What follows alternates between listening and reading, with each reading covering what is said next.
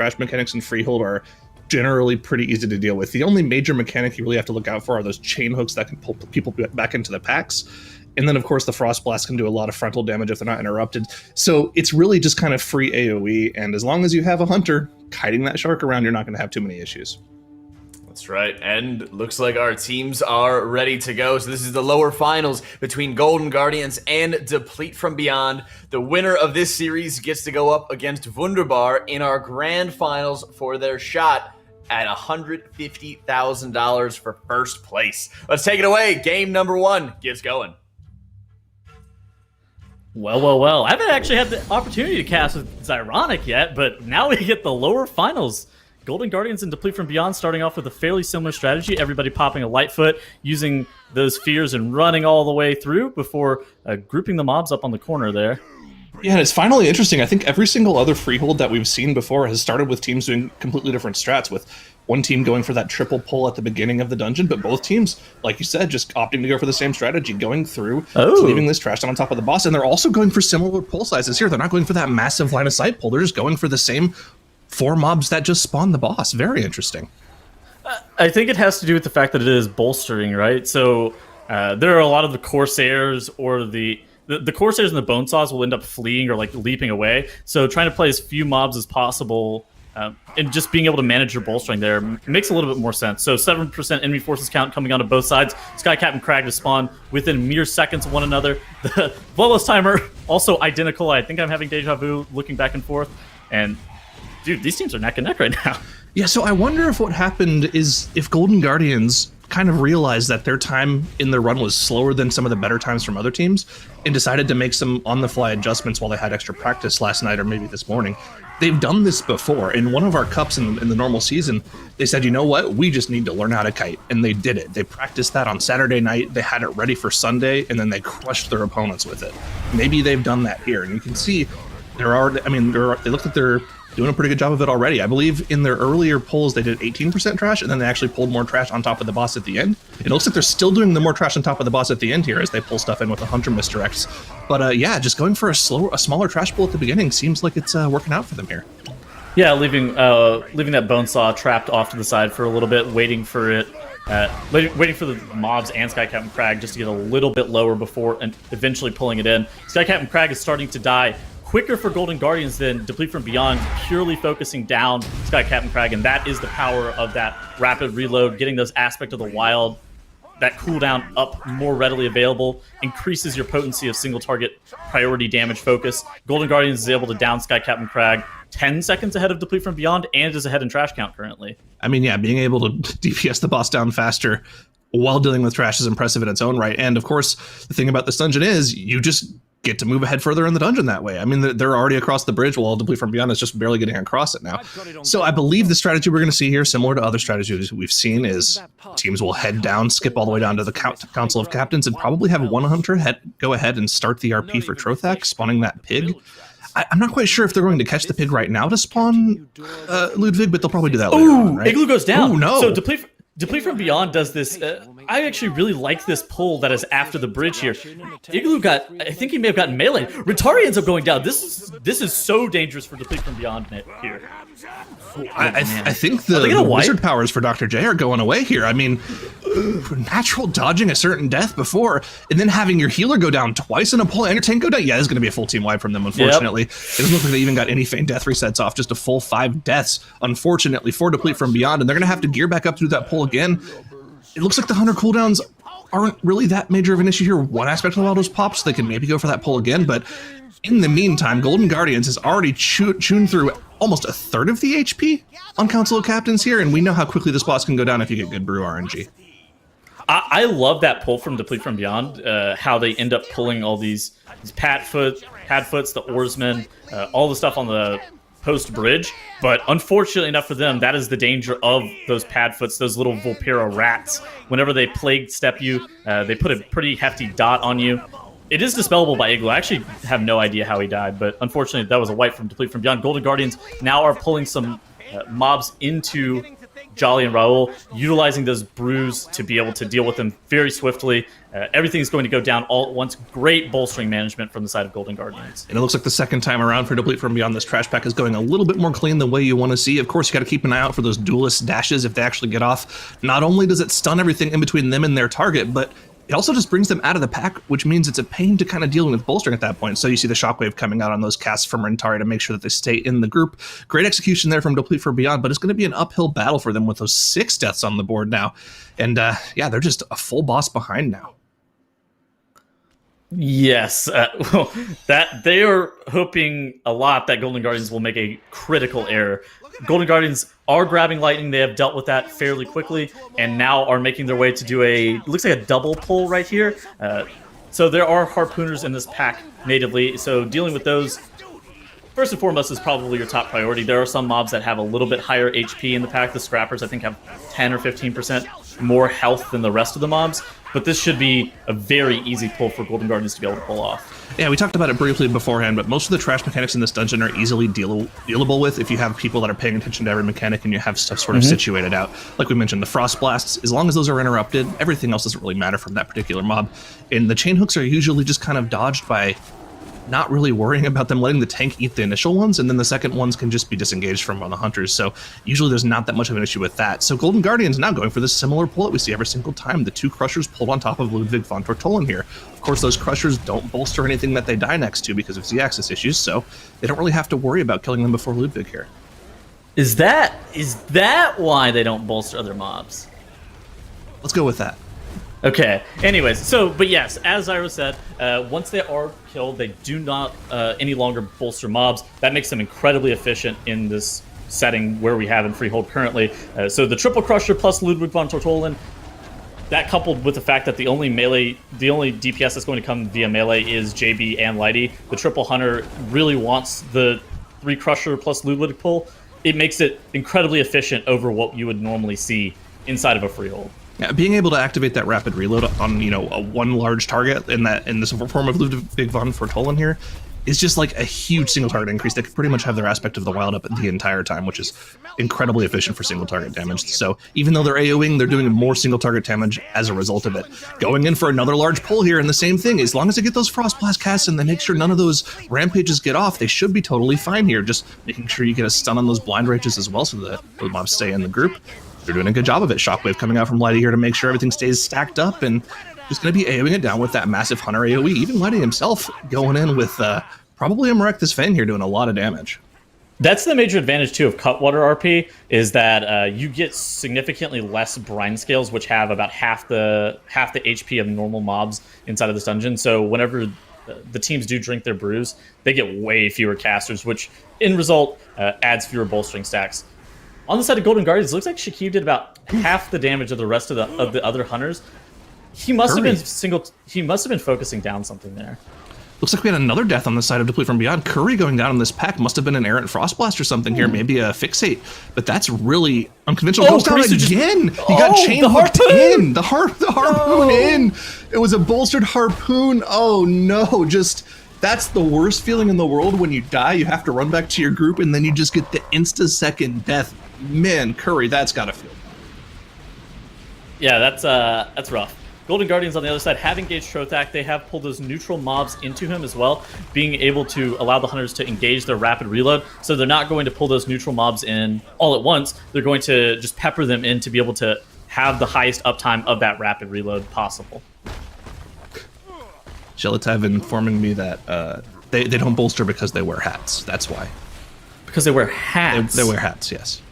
I see. Yep. That's it. Is that like an actual answer? Or is that like a meme? No, dude. Okay, no. Golden Guardians has pulled some trash into Trothak now. Once Trothak has reached 30% health, they're still just going to be cleaving off of him as to make sure that he doesn't get any stacks of that bolstering on death affix whenever mobs die nearby. But again, this is just peak efficiency coming out of the Golden Guardians. Currently with 0 deaths, they're having an immaculate run right here, is ironic. I mean, yeah, so far so good for Golden Guardians here. I think the thing that's going to be really interesting to me... Ooh, that was a scary moment there. Looks like he's going to be totally fine here, though. Just healing himself up there. Was that just to fixate that melee damage? Oh, he got hit by the boss charge there, too, JP. Come on. The boss is at 5%. Let's go, dude. You got to play better than that. Okay. Whoa. It was Shark Toss into Harpoon. He's trying to top himself. Has to move away from the fixated mob. Wow. Accidentally gets hit by the boss. And he's still alive. It's okay. Honestly, easy game. Wow, that could have been really bad. It looks like they aren't changing their strat up here. If they're doing the same strategy as what they did earlier in our cup this weekend, they were using this awakened mob skip to run up to the boss. They will spawn the boss by having Lighty attack it, and then that will pull his 4 members of the group outside of the realm, and then they'll just cleave down the 4 awakened mobs on top of the boss. And then the rest of the trash percentage they need will just come from these Ravagers. Is he just going to do this on his own? Okay, he's not going to get the 3rd mob in. Okay. Yeah, exactly. He sits here and gets these 2 mobs while the rest of his teammates are running around. Because they're not able to mount up, they're going to take a little bit more time to be able to even make it there. So Lighty doing a great job of just getting himself in position, starting those painful motivation casts. Now, Golden Guardians have engaged Harlan Sweet. They're going to be killing all 4 awakened enemies on top of the boss. Lighty is probably going to be the breaking point in something as dangerous as this, so make sure that you continue to watch his HP. Keep an eye, the Bloodlust wasn't available when they started this boss. They need the Bloodlust instantly on cooldown to help with this AoE here, but they haven't popped it just yet. There it is, just now coming out. It's going to help them finish off these 4 awakened mobs, but you got to keep an eye on Lighty's HP now, dropping incredibly low there, below 30%, and just now being topped up by JB. As long as their tank is alive here and they're getting kicks on Wood River Mouth here, they should be totally fine here. They have so many tools for dealing with the other mechanics here, and with Samrak Beckoner of Chaos, that's most of their issues gone. They don't have to worry about any of those fear circles here, but once Void Weaver goes down, they'll be, for the most part, pretty much stabilized, and it'll just be a large single target encounter. The question for me, though, here, Tettles, is what are they going to do for the rest of their mob count? They still are going to need about 15% mob count to finish off the dungeon, and they only have 2 Ravagers left, so you have to imagine they're going to go for some Cannonball pull right as Harlan Sweet goes down.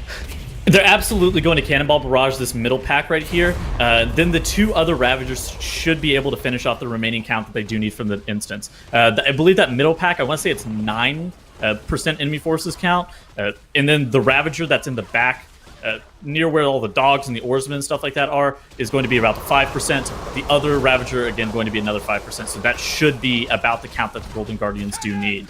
With another death for Curry on Deplete from Beyond side on Trothak, all eyes are on Golden Guardians right now, and the question is, are they going to be able to beat their previous time in Freehold with this new changed strat? I believe the previous time was about a little over a 13-minute time, so we're going to have to see if they're going to be able to beat that, and they're definitely on pace right now. Once Harlan Sweet drops below 30%, he takes double damage. It's all going to come down to how they set up this Cannonball Barrage pull. If they do it perfectly, I think this can be way faster than their other time. Yep, you do see all those offensive cooldowns being activated for the Golden Guardians right here. The aspects of the wild coming out for multiple members. They are just melting Harlan Sweet here at the very end. They're positioning themselves. Okay, they're not even going to. They don't need to actually. Barrage. Yeah, we're just dumb casters over here. I think the Ravages are on their own should be enough actually. Yes, they will be because as long as they get an oarsman, I suspect it should be enough. Okay, no, we're really just stupid. What, are they really just killing this trash pack when they have 2 Ravages alive? I'm so confused right now, man. Lip incredibly low there, but able to be topped up by the way of the cream from JB. I don't get. They have 2 Ravagers alive. They're just bolstering mobs and. Okay, so look at the top of the screen. At the top of the screen, there's been a binding shot applied to that trash pack that's over there. So some of those mobs are about to get hit by the painful motivation and go down.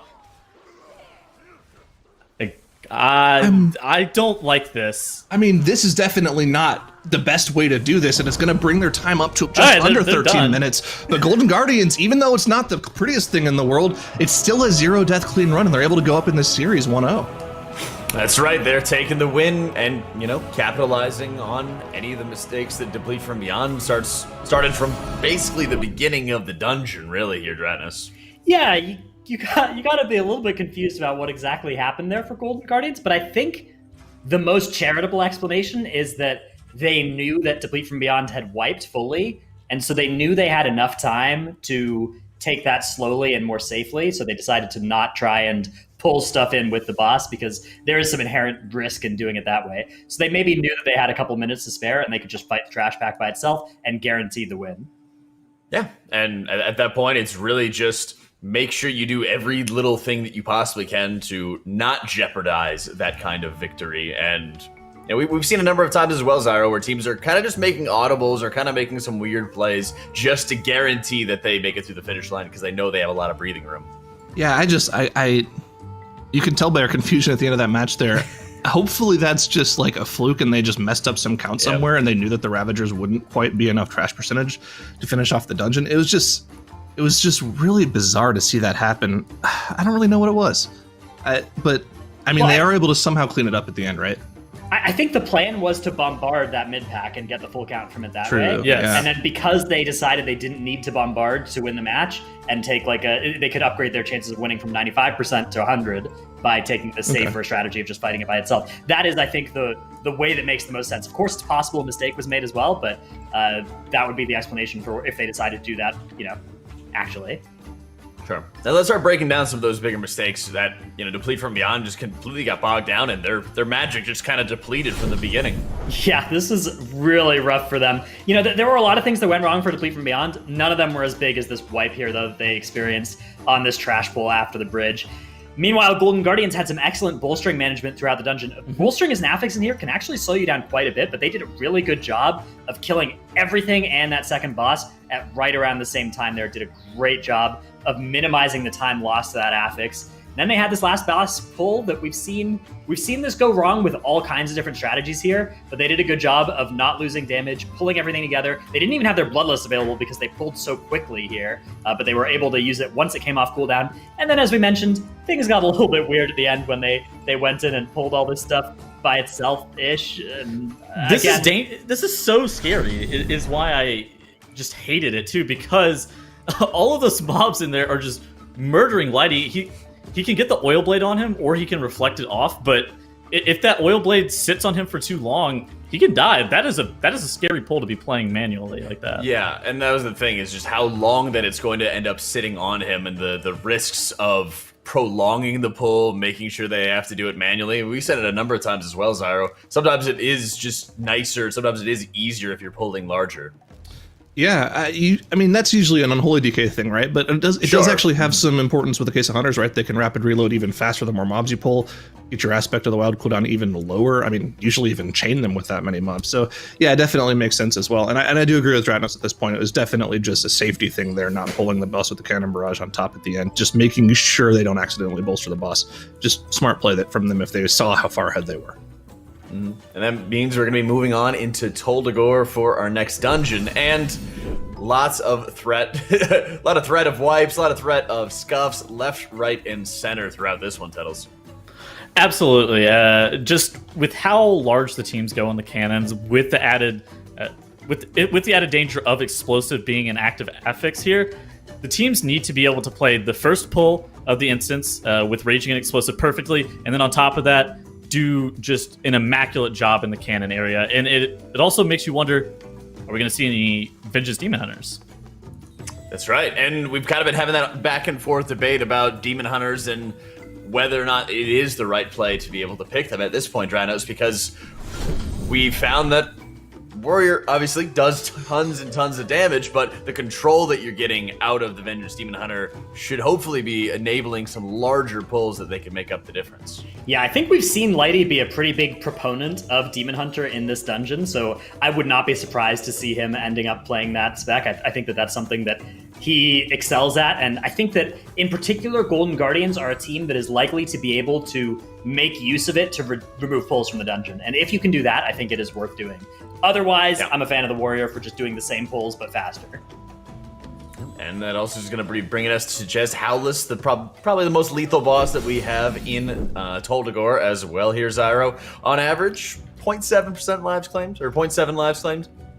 I think it's funny how dangerous Jez Howless appears to be in the MDI based off of the way the dungeon is pulled, but I really think it's the affixes that we tend to have in Tol Dagor. Like every single week, it seems like we either have Explosive or Sanguine, which are two of the worst affixes in the world to deal with in Tol Dagor. Those tight corridors explosives are so difficult to deal with, and on top of that, whenever you randomly have Sanguine, you get a lot of healing, but let's focus on that explosive affix. We have raging and explosive here, and if those explosive orbs get out of control, we could see some more wipes here. You gotta love it when they spawn while you're stunned on the Jess Alice encounter as well. That is one of my favorite things.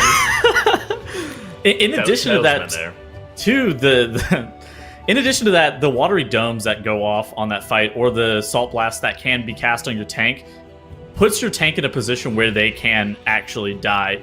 Especially since all of the teams, in addition to that, are playing Alliance. So they don't have access to Arcane Torrent to be able to purge off those watery dome shields. They only have to have like the Spirit Beast if they're even playing Hunters in this dungeon. We've seen a bunch of different comps in here, including rogues and DKs. So it's going to be... I'm interested to see what we see. Yeah, I mean, we were kind of speculating early on when we first started seeing some Tol Dagors as well, Dranos. They're like, oh, well, we have to see like what they're going to pull on the beach as well, because they have to watch out for any of the explosives. We saw tons of teams just going straight in with unholy DKs, and Deplete from Beyond's opted for it, while Golden Guardians isn't. So, great call there for Lighty choosing the Vengeance Demon Hunter. Let's see how this all works out as Game 2 gets rolling. Yeah, and also a big difference right away, not necessarily in the tanks too, but running a rogue on the side of Golden Guardians and a DK on the side of Deplete from Beyond. We saw this yesterday from, I believe it was Perplexed as well. They decided to not run the rogue and just had everyone with those monolite keys for opening cages instead of having a rogue. And it seemed like it really paid off for them in terms of time, because rogue just doesn't really do that much damage. Sin. Wait, he's playing Assassination? He's playing Assassination. Yeah, look at this. I see him spamming Fan of Knives right here, man.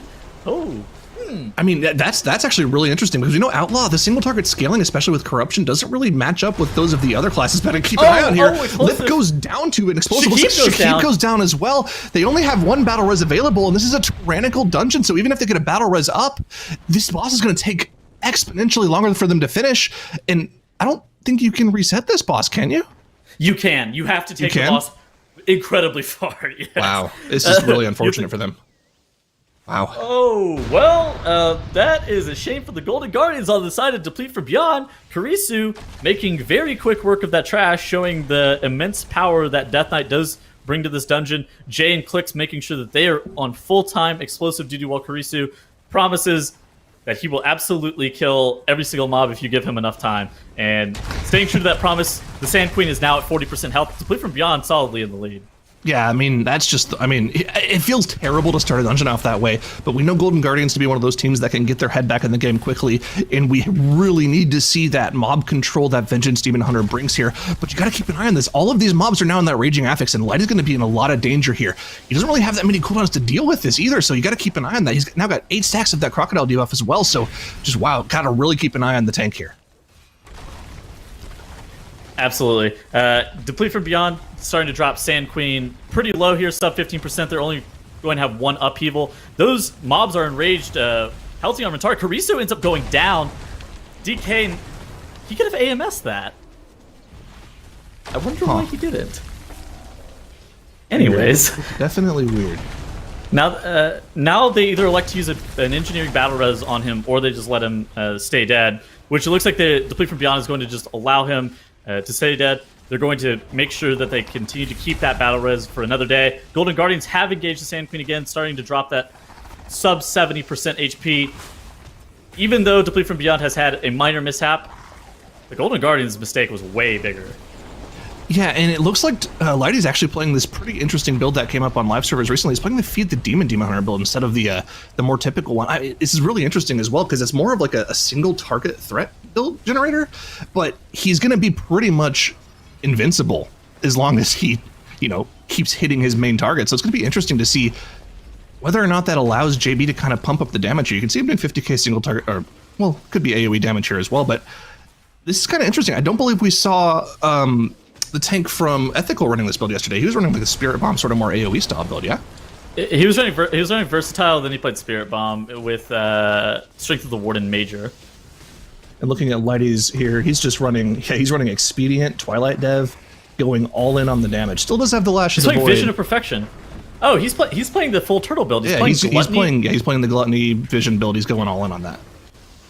I get. Honestly, it's because they don't have a DK, and then Rogue Double Hunter. Nobody's going to rip threat off of him. They have 3 misdirection abilities, so there's no real need for him to play something like Strength of the Warden Major. So that Vision of Perfection does make sense. Very interesting to see how that works out for them later on here.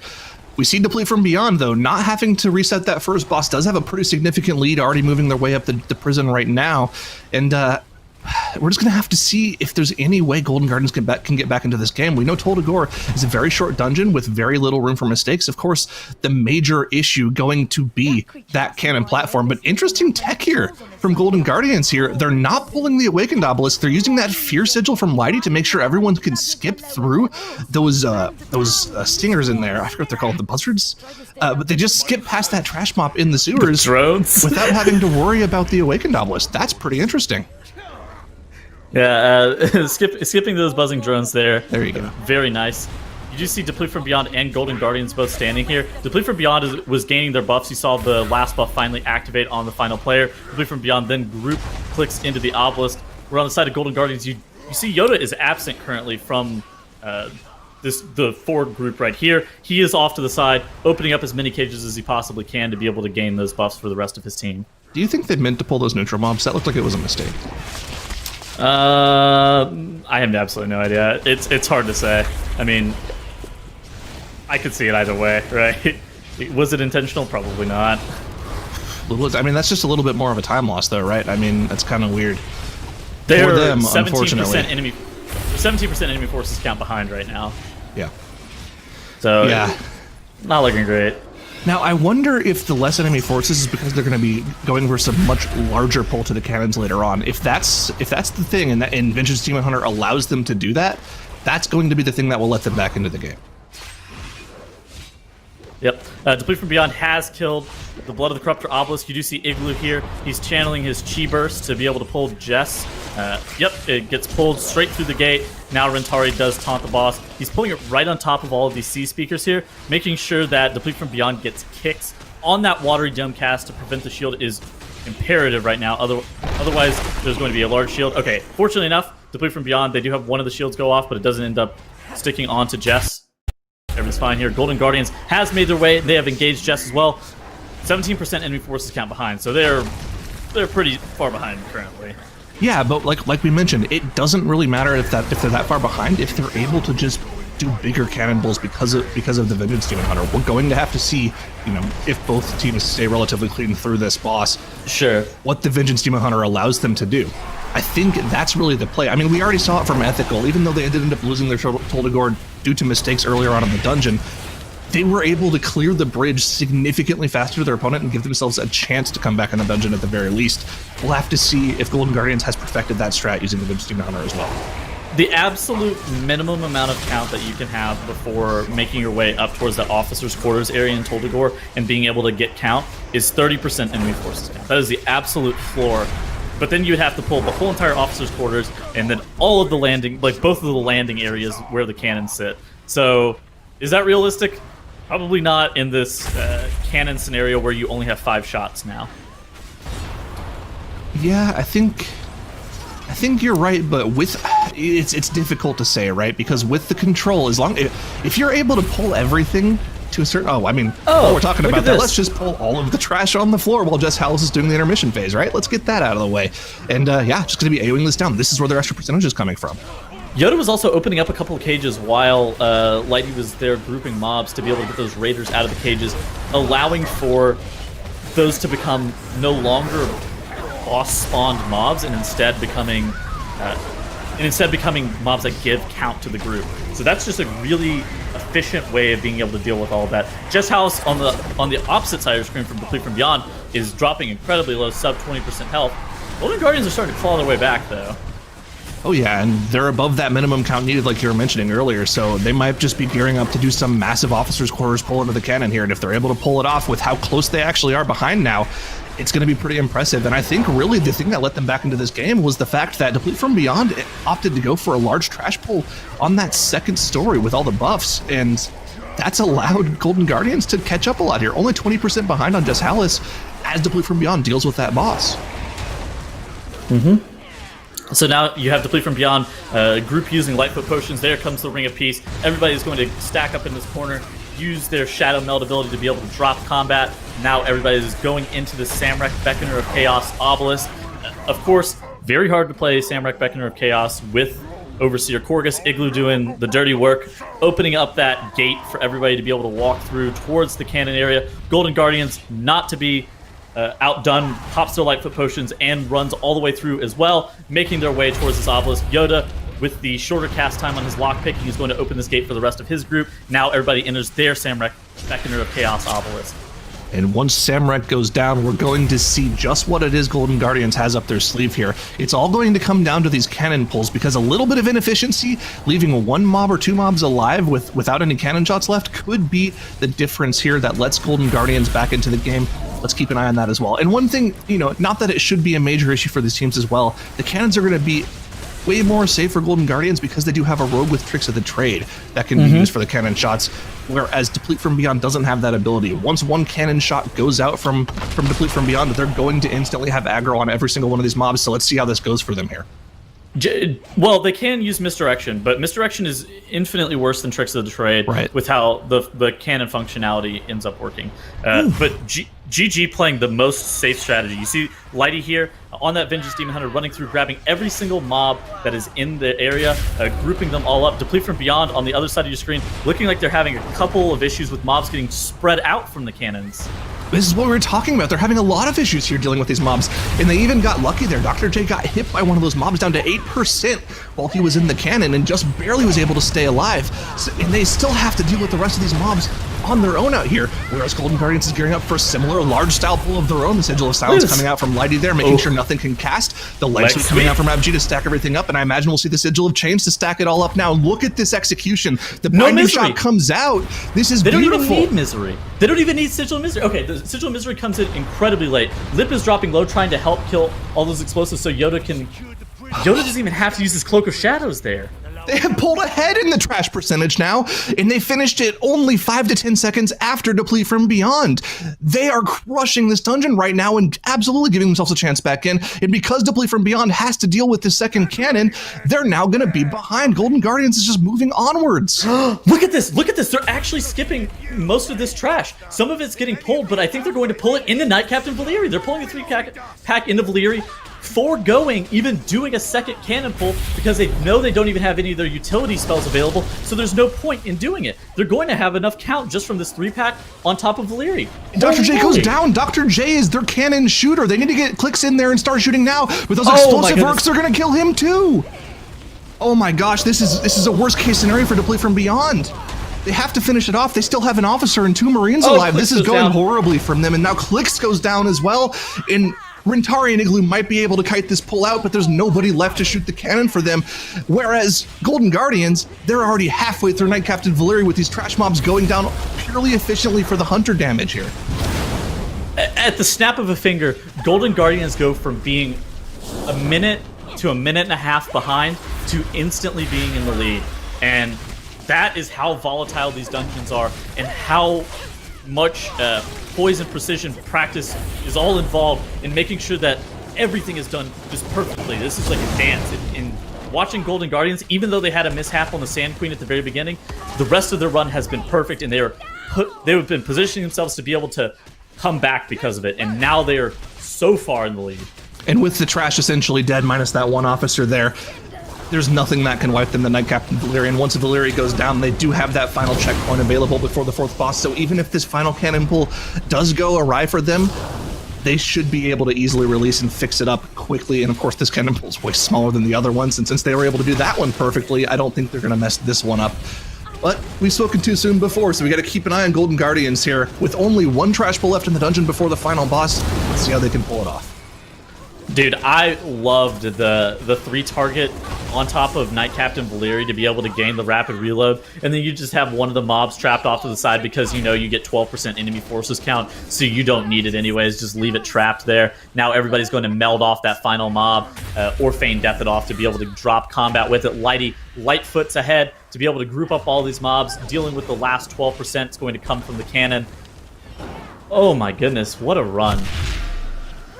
Wow, I mean, these guys have been playing great. Having the wherewithal to keep your mental stability in check, making sure you're clean, you're not focused on making mistakes. I mean, the fact that they had to reset the first boss and are able to come back and play this dungeon this cleanly is incredibly impressive. We keep comparing this team to Wunderbar in terms of how well they play, how prepared they are in their matches.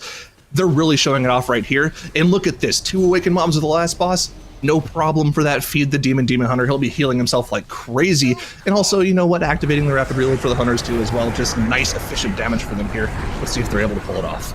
They're absolutely not out of the woods yet because Malthier plus Urgroth is pretty dangerous. Urgroth with that Dark Fury cast on a fight like Overseer Korgus, which is pretty movement restrictive, can be dangerous. Lip doing a great job of dodging out of the way of the cannon and the crossfire ignition simultaneously. They really just need to make sure that they're going to be downing Urgroth as quickly as possible. Void Weaver Malthier should not be any challenge due to the Sigil of Silence. Multiple melee kicks. They should be good to go. Urgroth is by far the most dangerous one here, though. Yoda does drop pretty low there, but he didn't even proc his Chi Death, so it looks like he's going to be totally fine here. Has that available later on. Got to keep an eye on those Hunter health bars here because they are the only 2 ranged classes in the group. They will be getting hit by every single one of the explosive bursts, so JB has to really make sure he's focusing on them with that healing.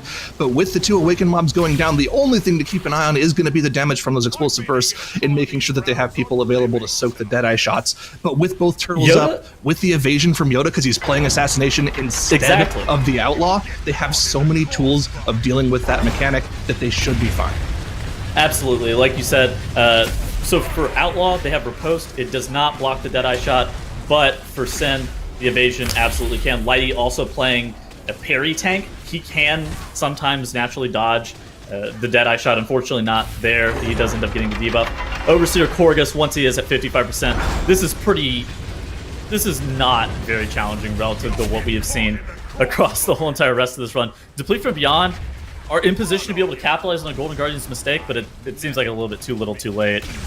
Yeah, I mean, they would need somebody to just walk into a cannon blast at this point to have any chance of coming back to this dungeon. And Golden Guardians are looking to set up what is going to be the 3rd rematch in a row in all of our past MDI finals. MDI Spring Finals in Sydney last year, it was back then Method NA versus Method EU. Same thing at BlizzCon, those same 2 teams in the finals. They are 1-1 in grand finals. And it's going to be a tiebreaker here, it looks like, in our grand finals of this year. It's going to be Golden Guardians versus Wunderbar as long as they're able to clean up these last 20% of Overseer Korgus. Absolutely. You see the turtle coming out of Lip there, being able to mitigate as much of the explosive burst damage as possible. Deplete from Beyond has engaged Overseer Korgus. Overseer Korgus on the side of Golden Guardians is going to be going down here, I don't know, in the next 5 seconds. So last big couple GGs. percentage. Golden Guardians in the big GG, taking the victory over Deplete from Beyond in a swift 2-0. And again, dancing with their European counterparts. Wunderbar is going to be meeting up with them in the grand